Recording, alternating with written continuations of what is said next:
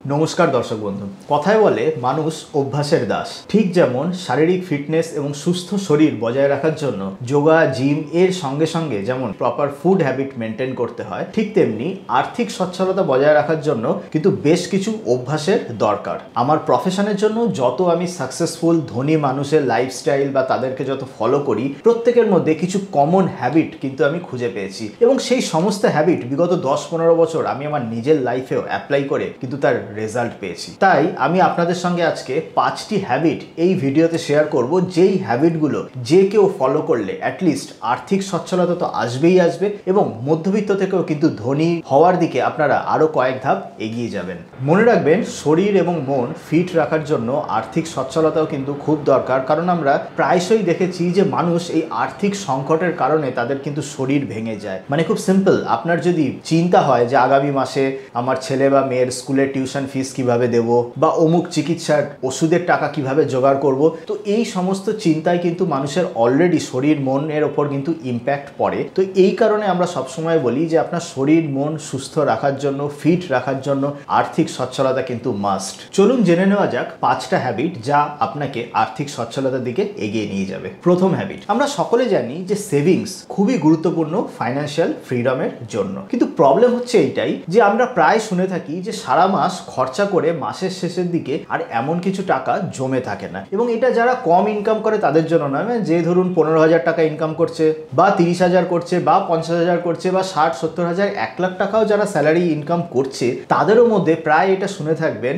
যে খরচা করে করে মাসের শেষে এমন কিছু টাকা থাকছে না যেটা সেভিংস বা ইনভেস্টমেন্ট করা যায়। তো এর সলিউশন কি? একটাই সলিউশন, সেটা হচ্ছে যখনই আপনার স্যালারি ক্রেডিট হচ্ছে, যখনই আপনার ইনকাম আসছে, তখনই একটা টাকা বা একটা পার্ট অন্য ব্যাংক অ্যাকাউন্টে সরিয়ে রাখুন for your savings and investment. মনে রাখবেন, যেই ব্যাংক অ্যাকাউন্টে টাকাটা সরিয়ে রাখছেন সেই ব্যাংক অ্যাকাউন্টের কোনো রকম ডেবিট কার্ড, ক্রেডিট কার্ড কোনো কিচ্ছু রাখবেন না, যাতে করে সেই ব্যাংক অ্যাকাউন্ট থেকে টাকাটা বের করা খুব মুশকিল হয়ে যায়। তো তাহলে আপনাদের সকলেরই যদি একটা করে প্রাইমারি ব্যাংক অ্যাকাউন্ট থাকে, যেটা স্যালারি অ্যাকাউন্ট বলতে পারেন বা যেখানে ম্যাক্সিমাম টাকা ঢোকে, সেটা ছাড়াও একটা সেকেন্ডারি ব্যাংক অ্যাকাউন্ট খুলে রাখুন, যেইটা only for savings and investment পারপাসে ইউজ হবে। এবং যখনই এই প্রাইমারি ব্যাংক অ্যাকাউন্ট, প্রথম ব্যাংক অ্যাকাউন্টে টাকা ঢুকছে, সেখান থেকে একটা পার্সেন্টেজ, সেটা 20%, 30%, 40, 50 হোয়াট এভার বি ইট, সেই পার্সেন্টেজ টাকা যেন ডেবিট হয়ে সেই সেকেন্ডারি ব্যাংক অ্যাকাউন্ট যেখানে আপনার সেভিংসের জন্য থাকছে সেখানে চলে যায়। অ্যান্ড মেক শিওর করুন সেই ব্যাংক অ্যাকাউন্ট থেকে টাকা আপনি যেন ডেবিট কার্ড হোক, ক্রেডিট কার্ড হোক, ইউপিআই হোক, এই সমস্ত কোনো কিছুতে খরচা করতে না পারেন। খালি নেট ব্যাংকিং থাকবে, যাতে করে সেই ব্যাংকের টাকা একমাত্র আপনার ইনভেস্টমেন্ট পারপাসেই ইউজ হয়। তো তাহলে ম্যাক্সিমাম মানুষ যেটা করে, ইনকাম করে মাইনাস তারপরে খরচা করে, যেটা বেঁচে থাকে সেটা সেভিংস করে, সেইটাকে পাল্টে দিন। ইনকাম মাইনাস সেভিংস, যখন আপনার ইনকাম ঢুকছে সেখান থেকে প্রথমে সেভিংস করুন, ইনকাম মাইনাস সেভিংস, তারপর যে টাকাটা থাকছে সেইটা খরচা করুন। তাহলে প্রথম habit, start savings money from the day you start earning. যেদিন থেকে আপনার আর্নিং শুরু হচ্ছে, সে যত কমই আর্নিং হোক না কেন, 10, 15, 20, যত কম আর্নিং হোক না কেন, অ্যাটলিস্ট সেই কমেরও সামান্য কিছু হলেও প্রথম দিন থেকে কিন্তু সেভিংস করুন, যেদিন থেকে আপনি আর্নিং করা শিখছেন। সেকেন্ড হ্যাবিট, আমরা আজকে ইনফরমেশন এজে রয়েছি এবং এই আজকের দিনে, আজকের এই মডার্ন ওয়ার্ল্ডে সব থেকে বড় অ্যাসেট কি জানেন? সব থেকে বড় অ্যাসেট হলো আপনার ব্রেন। এই ব্রেন, আপনার এই মাথা আপনি যদি ঠিকঠাক ভাবে লাগাতে পারেন, তো তাহলেই আপনি unlimited amount of money earn করতে পারেন। তাহলেই আপনার যেটুকু যা রয়েছে সেখান থেকেই maximum to maximum return earn করতে পারেন। প্রবলেম আমি যেটা দেখেছি, ম্যাক্সিমাম মানুষ কোনো চাকরি পেয়ে যাওয়ার পরে তারা লেথার্জিক হয়ে যায়, যে তারা ভাবে যে একটা ভালো চাকরি তো পেয়ে গেছি, যদি সেটা সরকারি চাকরি হয় আরো দেখেছি এই হ্যাবিটটা, যে আমি তো একটা সরকারি চাকরি, একটা সেফ চাকরি পেয়ে গেছি, আমার আর কি দরকার নতুন কিছু শেখার, নতুন কিছু জানার, কোনো কিছু দরকারই নেই, বা আমি অমুক জায়গায় একটা ভালো কোম্পানিতে ভালো মাইনের চাকরি পেয়ে গেছি, আর কি দরকার। তো যেদিন আপনি এই নতুন জিনিস শেখার হ্যাবিট হারিয়ে ফেলবেন, নতুন জিনিস শেখার জানার ইচ্ছা হারিয়ে ফেলবেন, সেদিন থেকে কিন্তু আপনার আর্থিক সচ্ছলতা একটা ফুল স্টপ পড়ে যাবে। কেন বলছি? আজকালকার দিনে আপনি খেয়াল করে দেখবেন, আপনি প্রচুর এরকম দেখেছেন আপনার কর্মক্ষেত্রে, মেনলি প্রাইভেট সেক্টরে হচ্ছে, যে আপনার থেকে অনেক পরে জয়েন করে একজন স্টুডেন্ট, সে কয়েক বছরের মধ্যে তাড়াতাড়ি প্রমোশন পেয়ে আপনার থেকে অনেক বেশি ইনকাম করতে শুরু করে দিয়েছে। তো এটা কেন হয়? তো মনে রাখবেন, যে যত তাড়াতাড়ি আপস্কিলিং করতে পারে, যে যত তাড়াতাড়ি নতুন স্কিল অ্যাকোয়ার করতে পারে, তার প্রমোশন, তার আর্থিক সচ্ছলতা বা তার ইনকাম অটোমেটিক্যালি বাড়তে থাকে। তো সবসময় মাথায় রাখবেন, নতুন স্কিল জোগাড় করতে বা নতুন কিছু শেখার জন্য খরচা করতে কোনোদিন কোনো কার্পণ্য বোধ করবেন না। Rather some of the best investment হয় যদি আপনি আপস্কিলিং এর জন্য, নতুন কোনো স্কিল অ্যাকোয়ার করার জন্য কোনো সময় বা অর্থ যে কোনো কিছু খরচা করে থাকেন। পৃথিবীতে যত মিলিয়নিয়ার বা বিলিয়নিয়ার আছে প্রত্যেকেই দেখবেন তারা কিন্তু টাকা থেকে টাকা বানায়, টাকা থেকে টাকাকে মাল্টিপ্লাই করে কিন্তু তারা আজকে মিলিয়নিয়ার বা বিলিয়নিয়ার হয়েছে। এবার সেইটা কি করে করা যায়, এর জন্য কিন্তু নলেজ ছাড়া কোনো বিকল্প নেই। আগেকার দিনে, আজ থেকে 100 বছর আগে হার্ড ওয়ার্ক, যত বেশি যে শরীরে মেহনত করতে পারতো তারা তত বেশি ইনকাম করতে পারতো, কিন্তু সেই দিন কিন্তু আজকে আর নেই। আজকের দিনে হচ্ছে আপনি আপনার ব্রেনকে যেভাবে ইউটিলাইজ করতে পারবেন, আপনার আর্নিং সেই প্রপোর্শনে বাড়তে থাকবে। এবং ব্রেন ইউটিলাইজ করার ওয়ান অ্যান্ড অনলি অপশন হচ্ছে keep acquiring new knowledge, keep upscaling yourself and don't hesitate to invest money to acquire new knowledge. Third habit, আমরা তো ফার্স্ট হ্যাবিটে বলেছি যে ইনকাম মাইনাস সেভিংস থেকে তারপরে এক্সপেন্স করুন, যে খরচা হবে সেটা আগে সেভিংসের টাকা গিয়ে তারপরে তার থেকে খরচা। মনে রাখবেন একটা খুব বেসিক জিনিস, অনেকেই ট্র্যাপে পড়ে যায়, মেক শিওর আপনার যে কোনো মাসের খরচা সেই মাসের আর্নিং এর থেকে যেন বেশি না হয়ে যায়। তো আপনি এটা ভাবতে পারেন আবার কেমন কথা যে আমার কোনো মাসের খরচা কি করে আর্নিং এর থেকে বেশি হতে পারে। সেটা আজকালকার দিনে খুবই হয়, just because of credit card and all. Credit card এমন একটা জিনিস, সেটা যদি আপনি প্রপারলি ইউজ করতে না জানেন তাহলে কিন্তু আপনাকে খুব সাংঘাতিক একটা ট্র্যাপের মধ্যে ফেলে দেবে। এছাড়া যদি এইরকম হয় যে আপনার হয়তো আগের কয়েক মাসে সেভিংস বেশ ভালো হয়েছে, তাই এই মাসে একটা নন এসেন্সিয়াল আইটেমের ওপরে হিউজ খরচা করতে ইচ্ছা করলো, সেটা কিন্তু করবেন না। তো তখন এখানে আবার প্রশ্ন আসে, তো তাহলে আমরা ইনকাম করছি কেন, কষ্ট করছি কেন? দেখুন, খরচা করবেন সেইখানে, মানে নন এসেন্সিয়াল আইটেমে খরচা করবেন সেইটাই যেটা আপনার ইনভেস্টমেন্ট থেকে রিটার্ন আসছে বা ইনভেস্টমেন্ট থেকে প্রফিট আসছে। এটা নিয়ে ডিটেলসে আমরা পরে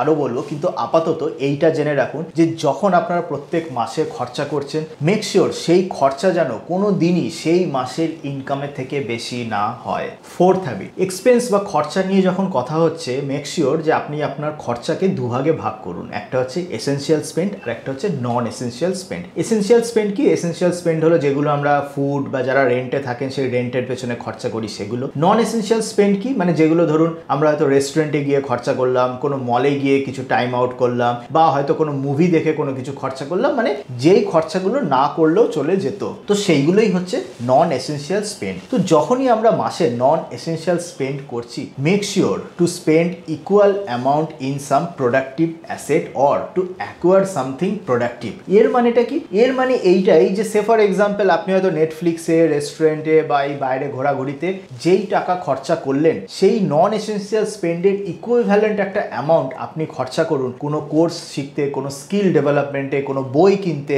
বা কোনো রকম কোনো সাবস্ক্রিপশন যেখান থেকে আপনি কিছু নলেজ বা যেখান থেকে আপনি কিছু ইনসাইট গ্যাদার করতে পারেন, সেই সমস্ত জিনিসে। ফিফথ হ্যাবিট, যেটা আজকালকার দিনে খুবই রিলেভেন্ট এবং সব থেকে গুরুত্বপূর্ণ হ্যাবিট, সেটা কি? যে ধরুন, মানে একটু যদি ডিটেলসে বলি, যে ধরুন আপনি 10-15 হাজার টাকা এইরকম একটা কিছু নিয়ে কোনো জায়গায় গেলেন আপনার একটা মোবাইল ফোন কিনতে। তো সেখানে নানান রকম মোবাইল ফোন দেখলেন এবং যে সেলসম্যান আছে সে আপনাকে দেখালো যে এই 60,000 টাকার ফোন একটা ফিচার রিচ দারুণ সুন্দর ফোন, এবং আপনি ওই 60,000 টাকার ফোন নিতে পারেন কিভাবে? এই একবারে আপনার 10-15 হাজার টাকা না দিয়ে আগামী 6 মাসে 10,000 করে টাকা দিয়ে আপনি 60,000 টাকার একটা ফোন নিয়ে নিন, ইএমআই তে নিন, তার উপরে কিছু ডিসকাউন্ট বা কিছু ফ্রিবিস দিয়ে দেওয়া হবে। তো আপনি খুব ইমপ্রেসড হয়ে গেলেন, আপনি ভাবলেন হ্যাঁ তাই তো, আমি আগামী 5-6 মাস ধরে 10,000 টাকা তো দেওয়া খুব একটা মুশকিলের কাজ নয়, তো আমি 10-15 হাজার টাকা বাজেট নিয়ে গেলে কি হবে, আমি 60,000 টাকার এত ভালো এত ফিচার রিচ ফোন সেইটা নিয়ে নিই উইথ ইএমআই। ফোন থেকে তো শুরু, মুশকিলের ব্যাপার হচ্ছে এইটা, আজকাল সমস্ত ইলেকট্রনিক্স, সমস্ত লাইফস্টাইল জিনিস আজকাল ইএমআই তে নেওয়ার জন্য একটা ব্যাপক পুশ। যত রকম ফেস্টিভ সেলস হচ্ছে, সে অ্যামাজন হোক, ফ্লিপকার্ট হোক বা অফলাইন স্টোরে বলুন, ইএমআই তে এত রকম অফার দিচ্ছে যে প্রচুর কনজিউমার কিন্তু সেই ইএমআই এর ট্র্যাপে পড়ে যাচ্ছে। এরপরে কি হচ্ছে, যখন মানুষের ইনকাম আরেকটু বাড়ছে, তো তখন এই রকম হচ্ছে 1-1.5 লাখ টাকার বাইকও হয়তো সেই ইএমআই তে নিয়ে নিল এবং আগামী 5 বছর সেই বাইকের ইএমআই পে করতে হলো। মনে রাখবেন, এই যে 10,000, 5,000, 15,000 what ever be the amount, যেটা আপনি ভাবছেন যে আজকের দিনে দাঁড়িয়ে আপনার তো কোনো ইস্যু হচ্ছে না, আগামী 5 বছরও পে করতে কোনো ইস্যু হবে না। এখানে সব থেকে বড় একটা যে মুশকিল হচ্ছে, আপনার ওই 10,000, 15,000 বা ইএমআই যাই দিচ্ছেন না কেন, সেই টাকাটার থেকে কিন্তু আপনার টাকা মাল্টিপ্লাই, যেটা বলছিলাম, ইচ অ্যান্ড এভরি মিলিয়নিয়ার মানি, মানে টাকা থেকে টাকা বানিয়ে ধনী হয়েছে। ওই টাকা থেকে টাকা বাড়ানোর জন্য আপনার যে ইন ফিউচারে আর্থিক সচ্ছলতাটা পেতেন, সেই জিনিস বা সেই অপশানটা কিন্তু বন্ধ হয়ে যাচ্ছে। এটা তো ঠিক যে এই ইএমআই এর থ্রুতে আপনি ব্যাংক বলুন, ফাইন্যান্সিয়াল ইনস্টিটিউশন বলুন, তাদেরকে ধনী করে তুলছেন, সেটা আলাদা ব্যাপার। কিন্তু তাছাড়াও আপনি আপনার নিজের জন্য ওই জিনিসটা মানে আপনার ফিউচারের ইনকাম গ্রো বা ফিউচার ওয়েলথ ক্রিয়েশনের রাস্তাকে বন্ধ করে দিচ্ছেন। খেয়াল করে দেখবেন যত মিলিয়নিয়ার বা বিলিয়নিয়ার আছে তারা কেউই লোন নেয় না টু অ্যাকোয়ার এনি ডেপ্রিসিয়েটিং অ্যাসেট, তারা লোন নেয় টু অ্যাকোয়ার অ্যাপ্রিসিয়েটিং অ্যাসেট। মানে যদি আমি ডিফারেন্সিয়েট করি যে জিনিস আজকে আপনি কিনছেন, কেনার পর থেকে 2 মাস 3 মাস বা 1 বছর 2 বছর পরে তার ভ্যালু কম হতে থাকে, সেইটাই হলো ডেপ্রিসিয়েটিং অ্যাসেট। আজকে আপনি মোবাইল ফোন,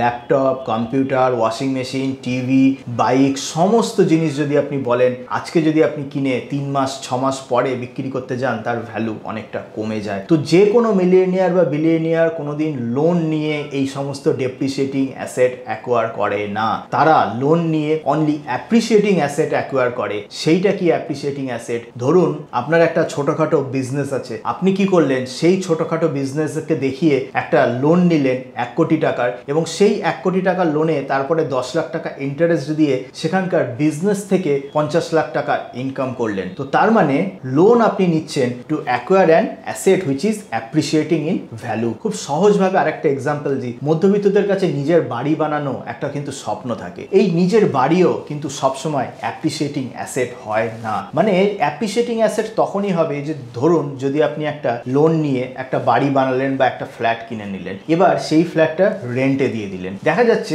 আপনি প্রত্যেক মাসে যত টাকা ইএমআই দিচ্ছেন তার থেকে বেশি টাকা আপনার রেন্টাল ইনকাম হচ্ছে। যদি সেটা আপনি করতে পারেন তাহলেই আপনার সেটা বুদ্ধিমানের লোন, সেই থ্রুতেই আপনার টাকাকে আরো আপনি মাল্টিপ্লাই করতে পারবেন, যেটা সমস্ত বিলিয়নিয়ার বা মিলিয়নিয়াররা করে থাকে, এবং তাহলেই আপনার টাকা মাল্টিপ্লাই হয়ে আপনার ওয়েলথ ক্রিয়েশনে সাহায্য করছে। কিন্তু যদি সেটা না হয়, যদি আপনার ধরুন বাড়ি সেটা আপনার সেলফ ইউজেসের পারপাসেই হলো, তাহলে কিন্তু সেটা আপনাকে আর্থিক সচ্ছলতার দিকে এগিয়ে নিয়ে যাবে না। এই কারণে আমি আমার নিজের লাইফেও যেটা ফলো করি, যখনই মোবাইল হোক, গাড়ি হোক, বাইক হোক, যেই সমস্ত কিছু যখন আইটেম কিনি আমি সবসময় আমি আমার ইনভেস্টমেন্ট থেকে যে প্রফিট, সেই প্রফিটের টাকা থেকেই কিন্তু আমি কেনার চেষ্টা করি। এমনভাবে আমি সেগুলো কিনি না যাতে করে আমার ওভারঅল যে সেভিংস বা যেটা আমার ইনিশিয়াল যে ওয়েলথ সেইটা যেন ডিটোরিয়েট হয়ে যায়, সেইভাবে আমি করি না। ইনফ্যাক্ট যখন বাড়ি বা লার্জ ভ্যালু কোনো আইটেমের দিকেও যাই, আই মেক শিওর যে আমার যেন profit from my investment is sufficient enough to cover that expense. তো সবসময় এটা মনে রাখবেন যে আর্থিক সচ্ছলতার ফার্স্ট স্টেপ হলো আপনি যে এই মোবাইল কিনছেন বা ঘড়ি কিনছেন বা বাইক কিনছেন, গাড়ি কিনছেন, যে এই সমস্ত পারচেসগুলো, এই সমস্ত পারচেস যদি আপনি ফান্ডিং করতে পারেন from your investment profit, then only you will move closer to the financial freedom. কিন্তু সেটা না করে যদি আপনি আপনার সেভিংসকে ইম্প্যাক্ট করে বা আপনি যদি লোন নিয়ে এই সমস্ত ডেপ্রিসিয়েটিং অ্যাসেটস অ্যাকোয়ার করতে থাকেন, তো তাহলে কিন্তু আপনার ফাইন্যান্সিয়াল ফ্রিডমের ফিউচার নিয়ে একটা বড় কোশ্চেন মার্ক পড়ে যাবে। সব কিছুকে সামারাইজ করে আমি যদি একসঙ্গে বলি, তো ফার্স্ট অফ অল আপনি যেদিন থেকে ইনকাম করা শুরু করছেন সেই দিন থেকে ইনকামের একটা পোর্শন সেপারেট ব্যাংক অ্যাকাউন্টে পাঠিয়ে দিন ফর সেভিংস অ্যান্ড ইনভেস্টমেন্ট। এর সাথে সাথে invest to acquire knowledge, to upskill yourself, যাতে করে আপনার যে সেভিংস থাকছে, যে ইনভেস্টমেন্ট থাকছে, সেটা যেন খুব তাড়াতাড়ি বড় হতে পারে বা সেইটা যেন খুব তাড়াতাড়ি গ্রো করে বা মাল্টিপ্লাই করে। থার্ড হলো যেই টাকাটা আপনি নন এসেন্সিয়াল স্পেন্ডে খরচা করছেন, একটা ইকুইভ্যালেন্ট সিমিলার অ্যামাউন্ট আপনি খরচা করুন to upskill yourself, to get more and knowledge, to upgrade yourself, যাতে করে যে সেভিংস বা ইনভেস্টমেন্ট হচ্ছে সেটা যেন আপনার মাল্টিপ্লাই হয়। ফোর্থ, কোনো এক পার্টিকুলার পিরিয়ডে বা কোনো পার্টিকুলার মান্থে never spend more than you earn. And fifth most important point, never ever take loan to acquire depreciating asset. Mobile থেকে শুরু করে ল্যাপটপ, ঘড়ি, বাইক অ্যান্ড অল সমস্ত কিন্তু খুব ডেঞ্জারাস ডেপ্রিসিয়েটিং অ্যাসেট, যার ভ্যালু দিনে দিনে পড়তে থাকে। তো যখনই এই সমস্ত জিনিস আপনি কিনবেন, লোন নেওয়া মানে কিন্তু নিজের ফিউচারের জন্য একটা ট্র্যাপ তৈরি করে দেওয়া। এই সমস্ত জিনিস পারচেস করবেন আপনার সেভিংস বা ইনভেস্টমেন্ট থেকে, যা প্রফিট হবে সেটা দিয়ে, কিন্তু লোন বা ইএমআইতে সেগুলোকে করবেন না। আপনি কমেন্টে জানান যে এই 5টা যে হ্যাবিট বললাম তার মধ্যে কোনটা মেনটেন করা সব থেকে বেশি চ্যালেঞ্জিং, বা কি কি চ্যালেঞ্জ একজন সাধারণ মানুষ ফেস করে কোনো একটা হ্যাবিট দীর্ঘদিন ধরে ফলো করার জন্য। সেই ফিডব্যাক নিয়ে, বা যদি আপনার এই টপিকটা ভালো লেগে থাকে, সিমিলার টপিকে আমরা আগামী দিনেও কিন্তু ভিডিও বানাতে পারি। ভিডিও থেকে নতুন কিছু শিখলে বা ভিডিওটা ভালো লেগে থাকলে ভিডিওতে একটি লাইক দিন এবং চ্যানেলটিকে সাবস্ক্রাইব করুন, যাতে এই ধরনের ভিডিও ভিডিও বানানোর মোটিভেশন আমি ইন ফিউচারেও পেয়ে থাকি। চলুন তাহলে আজকের মতো এই পর্যন্তই, দেখা হবে অন্য কোনো দিন অন্য কোনো টপিক নিয়ে। ততদিন ভালো থাকবেন। Happy investing.